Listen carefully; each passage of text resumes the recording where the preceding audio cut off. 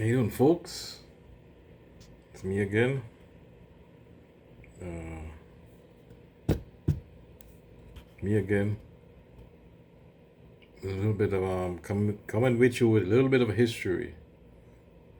This is like this is one of my Black History series, and coming. This is one with this guy, the research guy. He's talking about hairstyles of black people. Where did it come from? Did it come from slaves or American black Indians? American black Indians. And his channel is unique. He himself is an Indian, like he's native. He's a black Indian, and apparently there's a lot more. He tells you the history, tells you about black Indians were like they were they misclassified back then, and they're counted as Negroes. They weren't counted as Indian. I mean, the heritage was stolen. Like some of them, the heritage was stolen from them, the culture. And his channel is pretty good. The research guy. And it's a pretty good channel. And he was talking about the hairstyle, Afro hairstyles.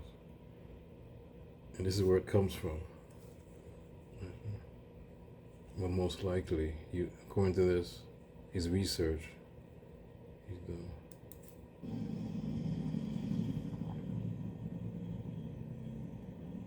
All right, y'all. So people got mad at me because I said the Afro is American culture and for American Indians and indigenous people. And I also said that Africans never wore afros. Wow. So I'm going to show you a couple of sources to prove that an afro is American and not African. All right, so we're going to be reading from this book called The Tlingit Indians by George Thornton Emmons. We're going to be reading from the left-hand side. This is describing the Tlingit Indians in 1791. All right? It says their coarse, thick hair covered with ochre, downs of birds, and all the filth which neglect and time has accumulated in it, contributes to render their aspect still more hideous than the dirt and paint on the face. They wear their beard only at a certain age, the youths carefully eradicated. Adults suffer to grow it, and at this day, well proved by the unanimous account of the different voyagers who have visited the northwest coast of America, that all the Americans have a beard, in contradiction to the opinion of some of the learned, who refused it to the men of the New World, and wished to make of this one of hair in a variety of human species. The women, more fair or less dark than the men, are still more ugly. Their hair, or rather a mane, thick, bushy, and coarse. You see that? They say their hair is thick, bushy, and coarse. That sounds like an afro to me. All right, and it says thick, bushy, and coarse is tied behind with strips of leather, either in the form of a queue or a club. You see that? So it says their hair was thick, bushy, and coarse. You can see images right now of American Indians, ancient paintings with an afro. You can just Google. Okay, here we are, folks. There's a picture here, and this looks like an afro, I guess. You were saying that. It's actual painting, folks.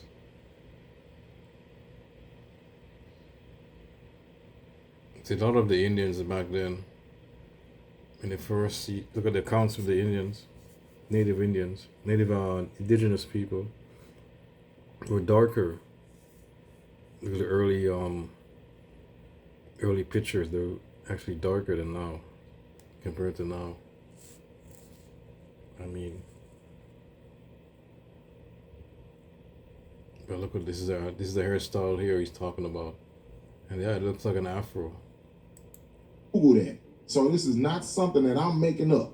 But watch this. Now this book is called Welcome to the Jungle, New Positions in Black Cultural Studies by Kobina Mercer. It says, having alighted on a range of paradoxes of race and aesthetics via this brief excursion into the archaeology of the Afro, I want now to reevaluate the symbolic economy of straightening in the light of these contradictory relations between black and white cultures in diaspora societies, having found no pre-existing referent for either hairstyle in actually existing African cultures.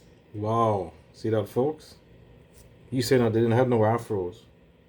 I mean, the African slaves from Africa didn't have no afros. I mean, that's what he's saying. I would argue that it should be clear that what we are dealing with are new world creations of black people's culture. You see that? Do you see that? They saying that there was no afro in African cultures. Africans did not wear afros. That's just plain and simple. That's only an American culture, and that's why you saw the tribes who were wearing these afros. See another one here. This one here. This guy. It's looking afro here, folks. So he's right, kind of. Let me see. Plain and simple. Africans never had afros. They never wore their hair like that. They may have had braids and may have had small little afros. Yeah, there's a braid here. It's like an afro puff, kind of. Here and there. I'm talking about a straight up afro like Angela Davis. They never wore their hair like that. That's our culture. That's only in America. Now we're going to be reading from that same book. Watch this. It says, to make the point from another point of view would amount to saying that the Afro engaged in a critical dialogue between black and white Americans, not one between black Americans and Africans. You see that?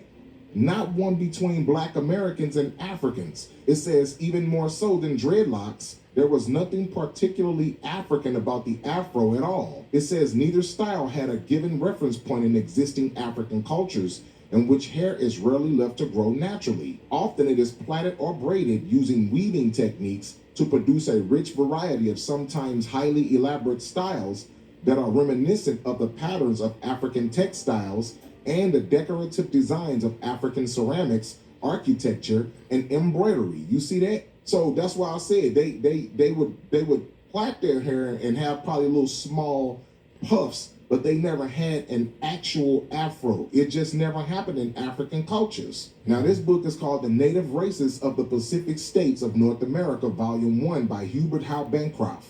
It says some ethnologists see in the Californians a stock different from that of any other American race. But the more I dwell upon the subject, the more convinced I am that except in the broader distinctions, specific classifications of humanity are but idle speculations.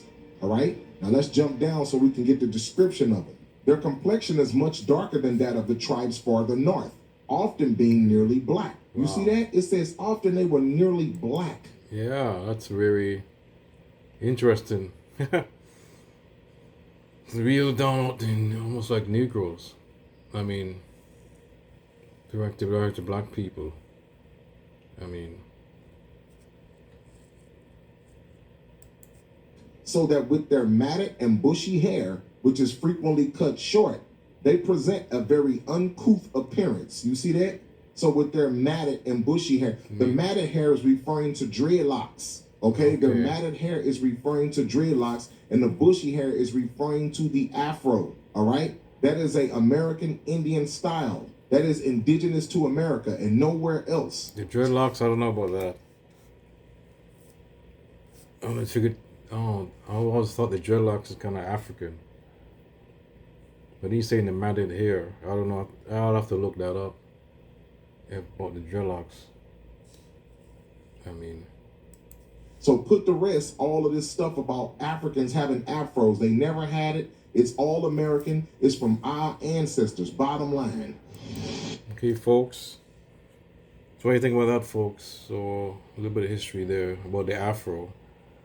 And what they call it afro anyways. But it's really from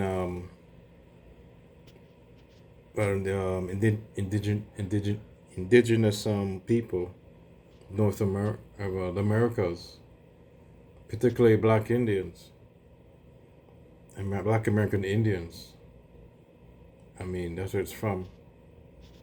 The Afro is from. So, it's a little bit of Black history, folks. And February is over, but yeah, but still, I'm doing this. Show a little bit of Black history. Okay, folks, what do you think about that? Comment if you want. likes. I'm out.